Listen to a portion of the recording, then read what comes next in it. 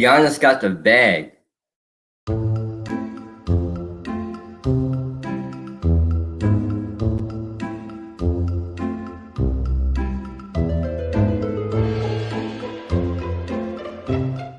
What is going on, everybody? Welcome to the More Than Philly Sports Talk Show. It is great to be here with all of you. 11:31 on the East Coast, the 16th of December. We are just hours away from an interesting snowstorm potentially here in the Northeast.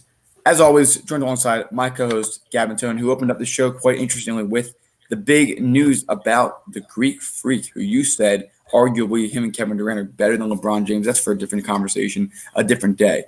Bottom line is he's a two-time MVP, highest paid player in NBA history. But first of all, Gavin, how you doing today?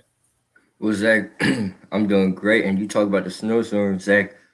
I don't watch the news no more, ladies and gentlemen. So I had no idea that was happening. I woke up this morning. It was cold as hell outside. So I got my little hot chocolate right here, Zach.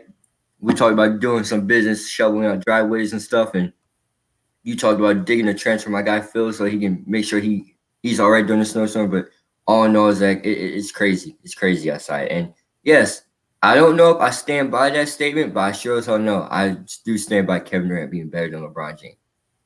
All right, that's against the debate for a different day. Maybe later in the show we'll break that down. But the bottom line is, as you said, Giannis got the bag. Giannis, a kid from a poor area of Greece, able to come over to the United States, able to show off his talents. Over the years, it was a long development period. He's had 3 contracts, and this is his 3rd contract. And he really exploded 2 years ago when he won MVP for the first time.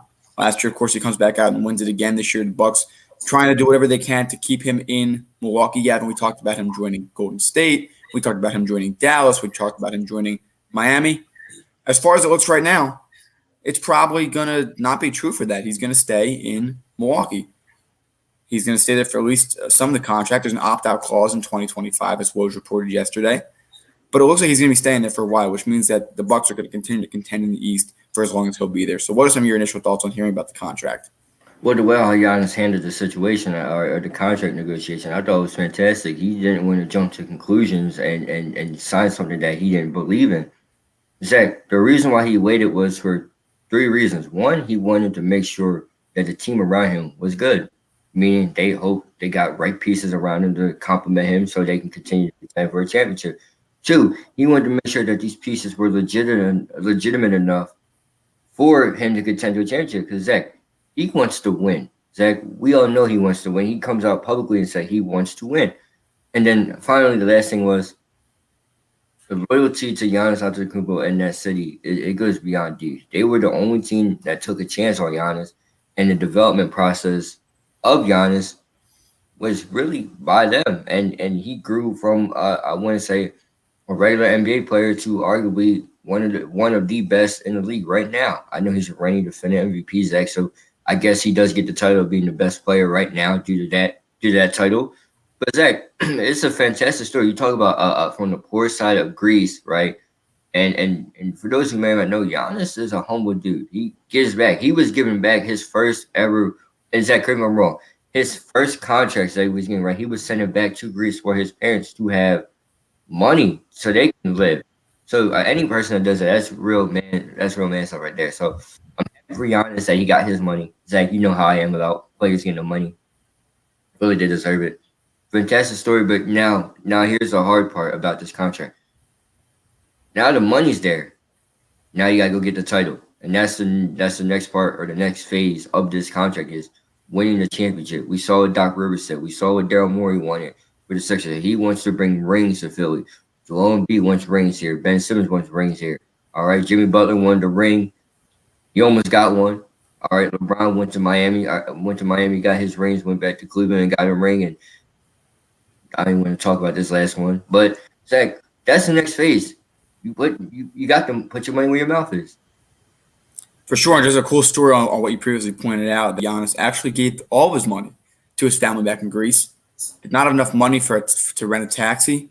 So he actually ran to his game until a couple that was driving recognized him and drove him to the stadium. I thought that was a really cool story for those who haven't had an opportunity to read about that. I think that's a really funny story. And it really describes who Giannis is. All he wants to do is win a ring. That's what it sounds like, at least. And I believe him. He's a very humble guy, has played really well, has put in the work. He's gotten significantly better year after year after year. But Gavin, do you think Giannis made a mistake committing to the Bucks with the talent that they currently have around him? I do and I don't. And I do believe he made a mistake just for one reason only. Your side partner, your guy, your main man, Chris Middleton never shows up in the playoffs, and Budenholzer, as Don likes to put out, he's a regular season coach. Zach, you ran into Boston the one year and beat them. You were up 2-0 versus the Raptors, and all of a sudden you couldn't get another win. And the Miami Heat, I know Giannis goes down last year with They were an down. They were injury, down 3-0 and at that that point. they were down 3 at the point. But Zach, I wouldn't, and me personally, and besides the loyalty and all that stuff, I wouldn't resign. You ran it with the same team as many times, right? You had the pieces around. Ultimately, you had good pieces. I don't know if they're phenomenal pieces, but they were good enough. Chris Middleton was an all-star at one point too. I think he was an all-star this year, to be exact. He was. Or yeah, this year. So Zach, the fact that you weren't able to get done and you almost got swept. Well, you were down to go when you ultimately get out, and the fact that you guys never went to the finals yet, and you're arguably the Greek freak, just player that wreaks havoc on every team, but you're not going to the main goal. We say the same thing about Joel Embiid. He talks about how he wants to be the best center in the league. Well, he has to show it some days. We know what he can do, Zach, but he doesn't do it every day. We talk about James Harden, how he's the best scorer and all this fun stuff and all these travels. All these moves he comes up with, and all these scoring 50-point games. That doesn't mean a damn thing if you're not going to a championship. You went to one. All right. Those are nice regular season stats that James Harden does. These are nice regular season things Giannis does. But when it comes to the real deal, the prime time, the Bucks are never there around him. I can't question I could question Giannis this year and the year they lost to Toronto.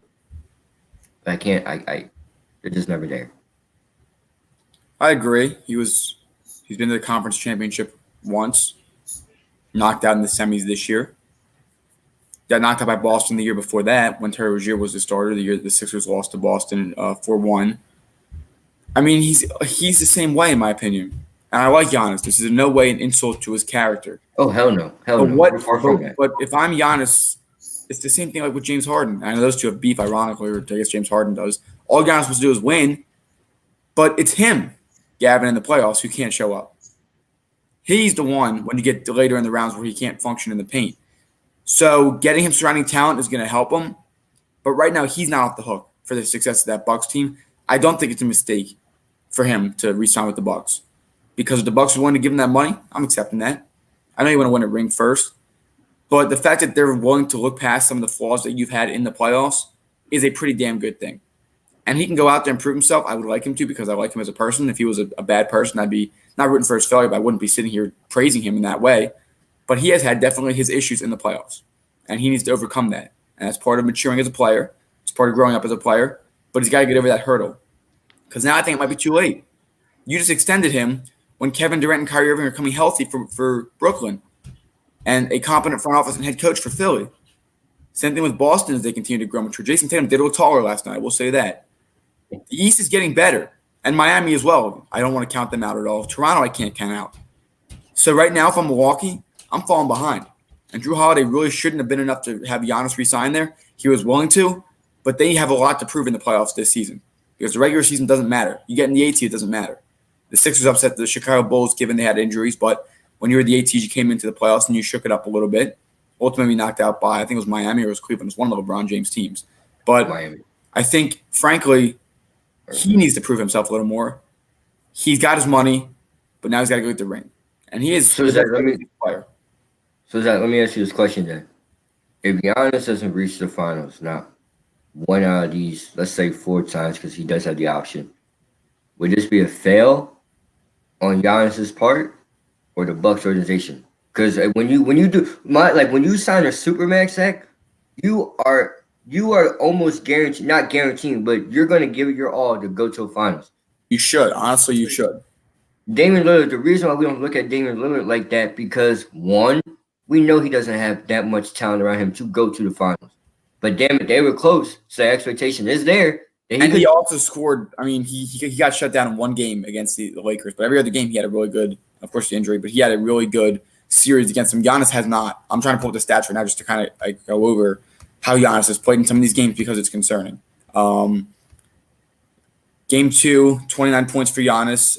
Game 1, he did not have that many. Chris Middleton, 36 in Game 4. Of course, Giannis goes down. Game 5, 23 for Chris Middleton. But I think that you take a look at a player in Giannis, and he averages, 27 during the season.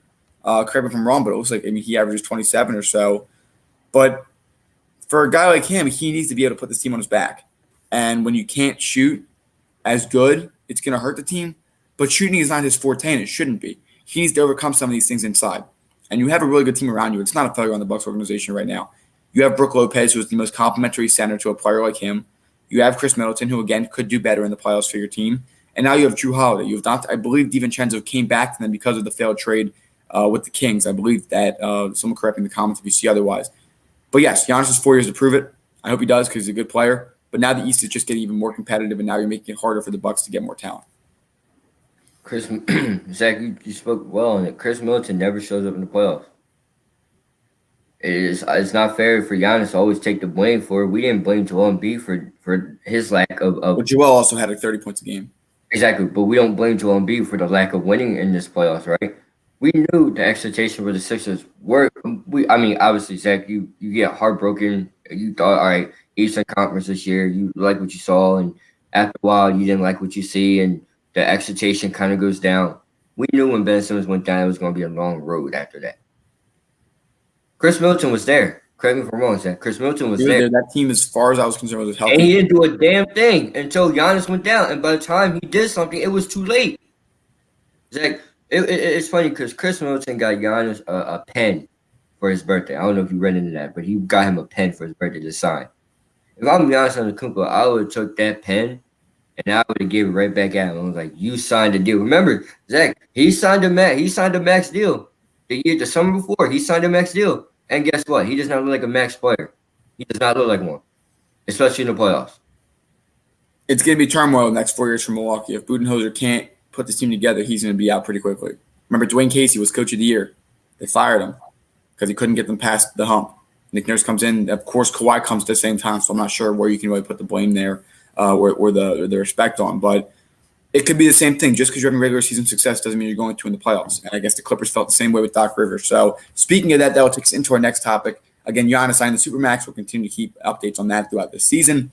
Of course, the Bucks arguably the favorite right now to win the Eastern Conference next to Brooklyn and Miami. But now coming up, let's break it down. The Sixers. What did we like last night? What didn't we like? We'll break it down. Stay tuned.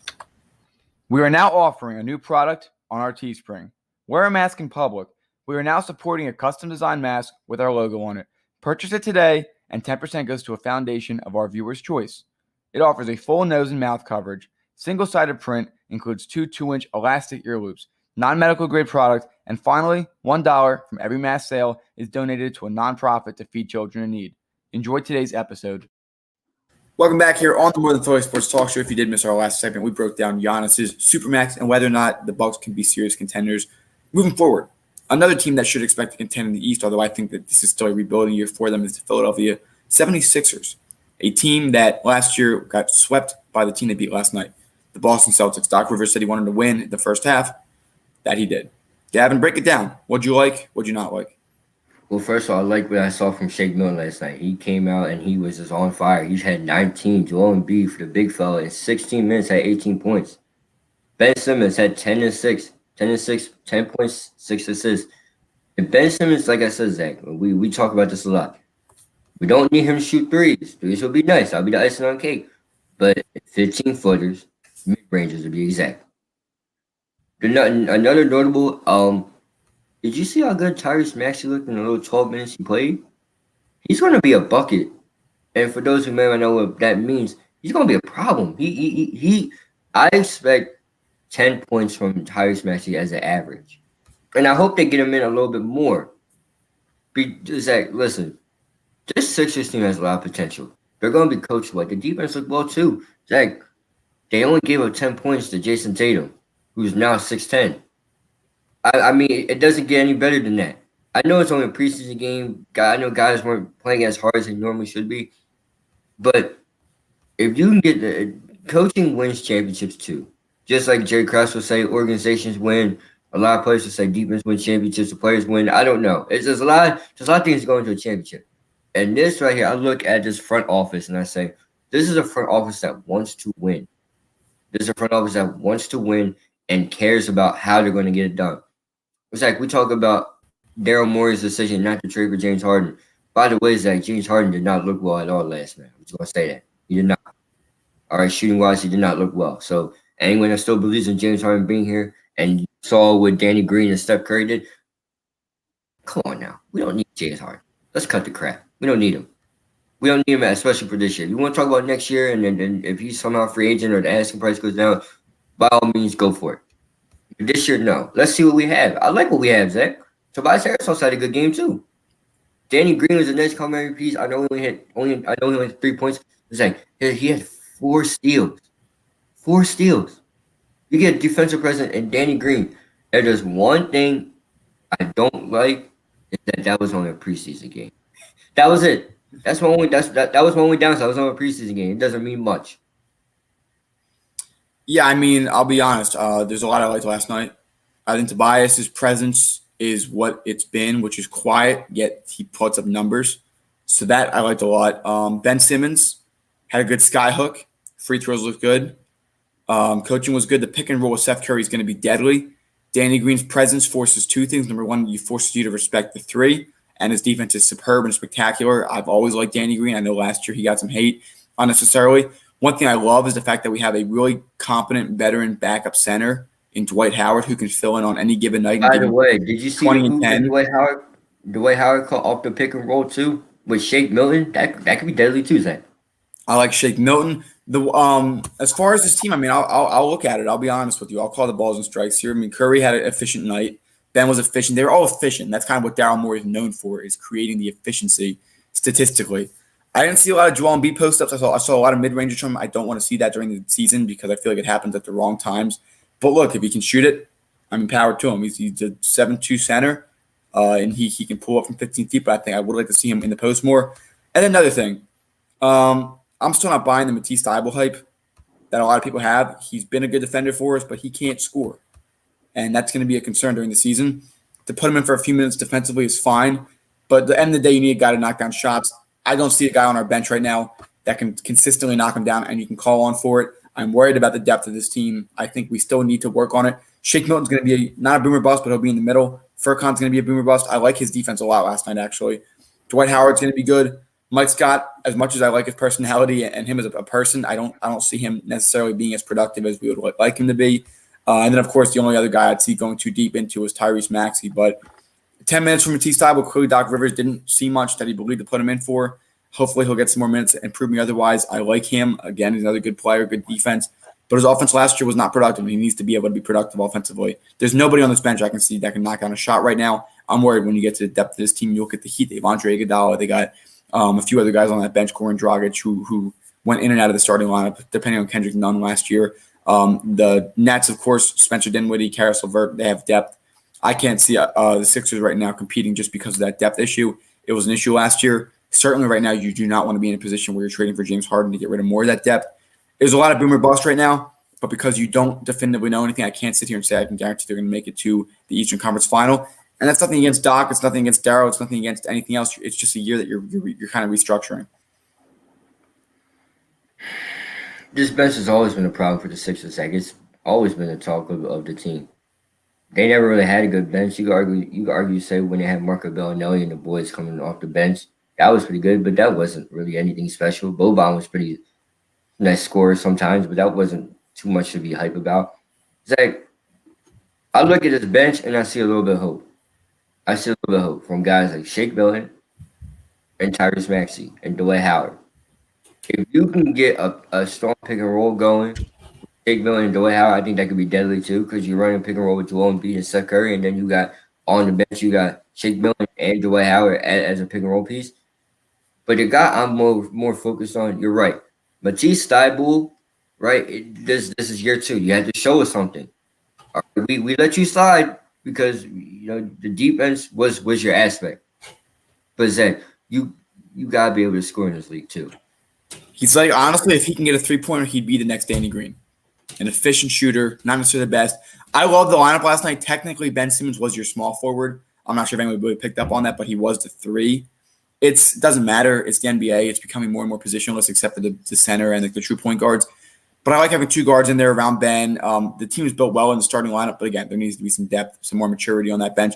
I would have liked to see if we can bring in another guy who could either start and then move one, either Green or Curry to the bench. But Seth Curry on that pick and roll from 15 feet plus out, I like it a lot. I like what we're looking at with the other Curry brother. We got a great offensive-minded genius or new-minded genius in Doc Rivers. He might not be a great offensive mind or whatever people want to call him. I don't analyze coaches that much. I just go by what I see.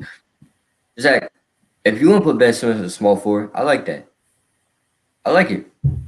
If you're going to surround Ben Simmons with shooters and a center that can hit shots at some time, I like it. I like it. Zach, there's nothing about last night's game that I didn't like, only with the bench.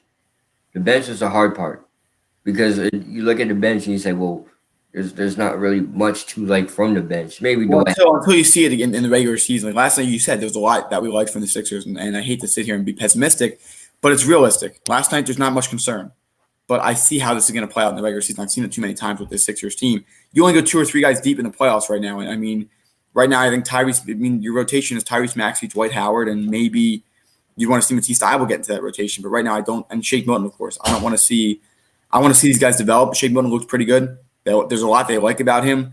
Don't touch anything right now from the Sixers. Let it grow. Again, for those who want James Harden, I'm sorry, but you don't need him. For those who want to split Ben and Joel up, you're stupid because there's so much you can do. If you can run pick and roll and have Ben Simmons underneath, it's almost unstoppable. So this team needs to make sure they don't go into any offensive stalemates. I saw it a little bit last night. But the bottom line is you have guys who can knock down shots when that happens. And then, of course, Tobias Harris just kind of being a veteran leader. I need to see that more from him, which is what I saw. Apparently, he was very vocal off the court last year. We know a lot going on during the bubble. And so I love to see that from him. And there's a lot growing on that. And him and Ben, they've been growing the hair. I really do like it a lot. I love all their hair last night, rocking out all the styles. Matisse as well. And then, of course, I do have to talk about Gavin's favorite, Steph Curry, rocking out the hair as well and dropping 29 points. Very impressive. Listen, look, Zach, it got me going. It got me going. Listen, these boys are growing their hair out. Look, now the one thing I was disappointed about is like you want to talk about hair. I was disappointed to see Darren Fox cut his fro off. I actually like that. I liked his fro. It was cool. He had a little dreadlocked fro. It was nice. No, they're all rocking the styles. I know Tobias grew it out during the bubble at all. I like it all. It reminds you of 2020, growing the hair out with the lack of haircuts available. But you know what? Jimmy Butler was a definition of lack of haircuts. Joel, of course, keeping the same style that he loves rocking. So just a fun little side note there. Hey, Zach, you want to talk about the lack of haircuts? Jimmy Butler got his first haircut since All-Star break. Since All-Star break. But Zach, real quick, Tyrese Maxey, the reason why you brought him in here for, he can get his own shot, create his own shot. I want to see more of that. I know he only got 12 minutes last night, 8 points in 12 minutes. I'll take it. Yeah, 8 points. I take it. I like it. You're the baller at Kentucky. You made the right pick. Something the Eagles need to learn about, but I like where it's going. It's just say that again. Say that again so this can get to how it works. Eagles, the Sixers took the obvious pick. You have a starter from Kentucky on the board at the 21st pick. It's a given you take him. And apparently Isaiah Joe, another guy they drafted, they can be good. I want to see how it happens. But more importantly, you have the staff to develop these guys. Like Ben Simmons working with the assistant coaches on shooting. I mean, Doc Rivers bringing in a couple good guys from LA, arguably that could be head coaches as well. They have a really supporting staff there. They have a really good supporting staff to develop these players, and that's what we've been missing. I would like to see Matisse Thybulle develop nicely as well because, again, he's a really good defender. Matisse Thybulle can get a shot, Zach, and we're not talking like a 50% share. I'm talking like maybe like a high 30, like 38 to 40, low 40s. I'll be fine. But you need to get a shot. That's the one thing that hurt Lonzo Ball. He couldn't get a shot. And now that he's trying to shoot, no one realizes what he's doing. And that's why and it's like real quick, because this is bothering me. Can we start acting like LaMelo Ball is something special? 0 points the first game, and what was it? I think 6 or 7 assists. Yeah, but Zach, once again, we're being hoodwinked by LeVar about his sons and his scoring ability. Is all. And look, Zach, 92. The reason I'm hard on LaMelo Ball about the scoring is you dropped 92 in high school, and then you were playing around in other leagues, Lithuania. Then you go to Australia. You were doing big business over there, and develop. It's only one preseason game. I know, Zach. It was two. He has two, but I'm just saying, Zach. I hate to see the fact that it'll be another incident like that. And finally, coming up after this, college football playoff rankings are out. Our initial thoughts, and that will wrap up today's show, so stay tuned. Would you like to know how you can support the More Than Philly Sports Talk Show? If so, head down to the comments on our YouTube channel. You will see two links there. The first is our Teespring, where you can see a wide variety of apparel products, including our signature product, the More Than Philly Sports Talk Show sweatshirts, offered in a variety of different colors, including gray, navy blue, and more. Finally, we have our Patreon page, where you can become a monthly donation member. 10% of all donations go towards an organization of our viewers' choice. We hope that you enjoyed today's episode, and if you can't donate, that's okay, because you can always share this. Welcome back here on the More Than Philly Sports Talk Show. Some positive news today. Oscar Lindbaum, who had been diagnosed with cancer about a year ago, today his second most recent scan reveals that he is cancer-free. This is great news to hear for those who were keeping track of this. He was fighting it all throughout last season. During the bubble, he had an opportunity to get in and play a little bit. It's been a very emotional roller coaster for that Flyers team, who is probably the most potential right now, I'd say, in Philly, and the Sixers right next to them. But a lot of credit to them. I mean, Oscar Strong, it's been some great news to hear as we continue to fight and hopefully turn a corner for more positive news moving forward. Zach, you love to hear it, especially around this time of year. Zach, it's December 16th. All right, Christmas is coming soon, and you love to hear it. It's a magical time of year. So I'm happy to hear Oscar Strong always, and can't wait to see him back out there on full weight. I was talking to Matt a little bit, and he was saying Oscar's on the ice was a special presence, and that's kind of what motivated them to be what they were last year. So hopefully you get him back, and yeah, I'm excited to see. You love to hear it, Zach. You really do. You really do, especially with the year that we've had here. This is great news as a whole. So Oscar, we're pulling for you, and I'm looking forward to a good Flyer season. So with that being said, Gavin, let's get to our final topic of the day, the college football playoff. I will read off the top four teams. Alabama, number 1. Notre Dame, number 2. Clemson, number 3. Ohio State, number 4. Pending anything that would happen, it looks like those will be the 4 teams to make the playoffs. Even if Notre Dame loses a close one to Clemson, I can't see them not being in the playoff as good as they've been. But the teams on the bubble are Florida, Iowa State, and Texas A&M. Cincinnati is undefeated. Oklahoma is also in the conversation.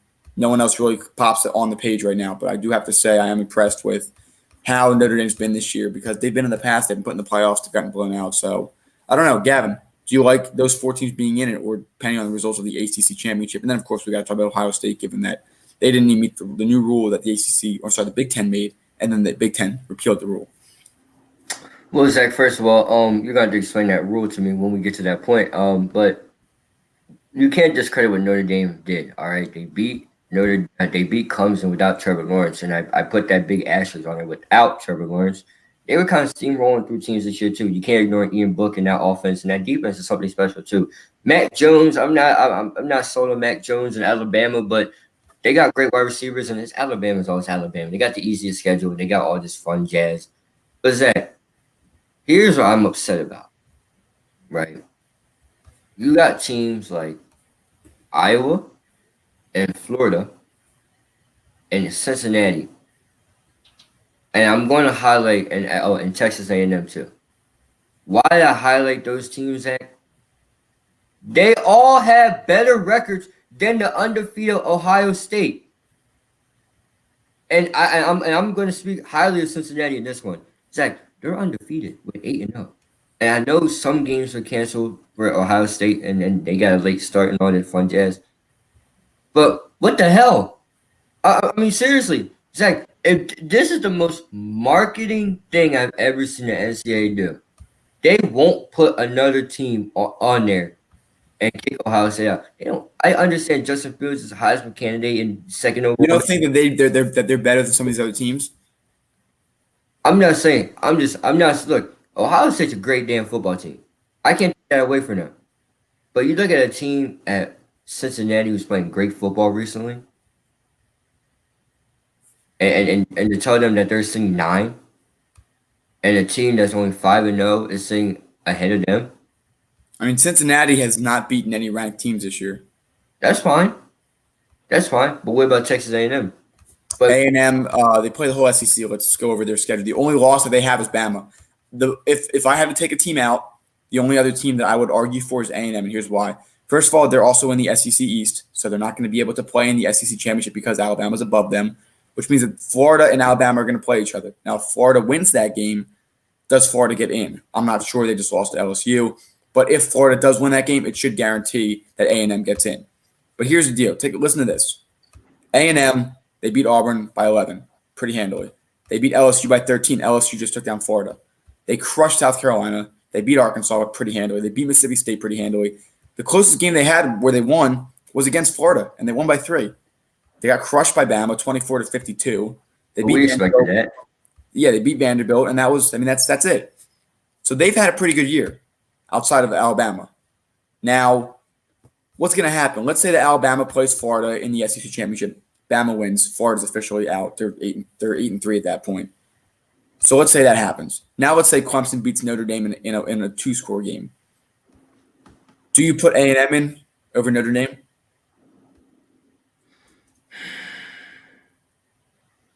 I had to go back to Notre Dame's notable wins. That's the thing, because Clemson is on that notable win. Because they beat here. I'll read them. They beat Syracuse, irrelevant. They won 31-17 against the 15 UNC. And outside of that, besides their victory over Clemson, that's it. So right now, if I'm the committee, I'm putting A&M in because they're in the SEC. I have a lot of respect for the SEC. They only lost this to Alabama. It was early in the year. They really should be in it. If I'm the college football ranks, I'd do Bama against A&M, the 1-4, and then Clemson against Ohio State. Ohio State's better than every other team, Gavin. I know that they're only 5-0. The rule was that you have to play at least 6 games to be eligible for the Big Ten championship. They removed that rule now, so now it's going to be down against, I think it's Wisconsin, or no, it might be, let me double check who, but the Big Ten is going to be for that. But Northwestern. So they'll play against Northwestern in the championship. The Big Ten is not that competitive, but the strength of schedule, I would say that A&M had a harder strength of schedule than Notre Dame. If Notre Dame wins, then they're going to be in. Clemson's probably going to be out, and then at that point, they have to try putting A&M in again. But no matter what, I can't see A&M not getting into the playoffs. Well, I hope A&M does get in there, Zach. They had a harder schedule. Yeah, you're right. No, you're right. When you're going back to Cincinnati, they don't really have a notable win versus a ranked opponent. That's fair. That's heartbreaking. If you're undefeated and your wins aren't going, with record. It's unfortunate. That's why you can probably extend the playoff. So if they extend the playoffs to how many teams and then who will get in? Will it be the top 5? Because that still leaves. Well, they're not going to extend it. That's a conversation for the future. But it's also hard to argue because you see a team like Ohio State get crushed by Clemson in the past. Notre Dame get crushed by Clemson. But this year, it's one of the most competitive years in college football. I think Florida, even though they had a tough loss, they can hang with anybody. That's just how it's going to roll this year. So I don't know what else to put it with. Ohio State's definitely one of the best teams in the country, so I think that they will be in. However, Clemson or Notre Dame will not be in. I will say that right now. You will not see 2 teams from the same conference unless it's the SEC. And that's just because you can't put A&M against Bama before this. So, Zach, who wins this weekend then? And give me Clemson. Clemson wins this weekend? So Notre Dame goes out then? I think Notre Dame would have to fall out at that point. And then Texas A&M comes in at 4? They would have to. Unless now if Bama loses the SEC championship to Florida, that changes now everything. It gets interesting because now I don't know how you can put Alabama in. Right now it gets really interesting. That's what happened to them last year, Zach. They took a loss to who? What was it? They lost to LSU, right? And then Coastal Carolina becomes a conversation. Indiana has not played enough games. Possibly Oklahoma, who's on a 6-game winning streak, they become in the conversation. Iowa State becomes part of the question. But again, and if BYU didn't lose, I would put BYU in that conversation too. Yeah, they're down. They're down to 17 right now. It's surprising some heads. 22 this year. That's a pretty big surprise. But we'll see how it happens. The college football playoff. They currently view A&M as the best team outside of it. So you feel like they'd be the first team out. They would get in after the ACC championship game. So I do see A&M getting in. But Zach, what if, hypothetically speaking, Alabama goes down and Clemson goes down? Where are we looking at? Ohio State, Notre Dame will be 1. Then maybe Ohio State. Then I guess A&M. And And if Florida, I mean, that would then put Florida, because Florida would be the one that takes down Alabama. Even with 2 losses, I think Florida would be put in. I would love to see something different. I'm just saying that. Yeah, I mean, I would love to see something. Florida and Notre Dame are like historically known as the teams in college football. And it's been some time since we've seen them in there because Bama and So LSU Miami as well. Zach, the turnover chain hasn't been. There was no turnover chain this year, Zach. There was no turnover chain. Not really. So we'll have to see how that rolls out again tomorrow. Thursday Night Football predictions going into the weekend. We got to predict all the championships for college football. And then, of course, the NFL. We have games on Saturday, Sunday, and Monday. Gavin, anything else you wanted to say before we wrap up today's show? Heck yeah. Zach, did you see the UConn women's basketball team yesterday? I did. Big victory. They destroyed my girl Paige Beckers with 25 points. Zach, we're going to talk about this every game. Every game I'm going to mention. They're ranked what? They're ranked 3 right now. They're ranked 3. Obviously, the ranked number 1 team in South Carolina, they're throwing it. I believe NC State's up there as well. So with that being said, everybody, thank you again. Enjoy the snow. If you do have it, stay safe. Have a great day. It's not even snowing, but have a good one, everybody. If you enjoyed today's video, make sure to like, comment, and subscribe if you haven't. In addition, hit that bell icon and set it to all to get reminded of when we go live and when we post excerpts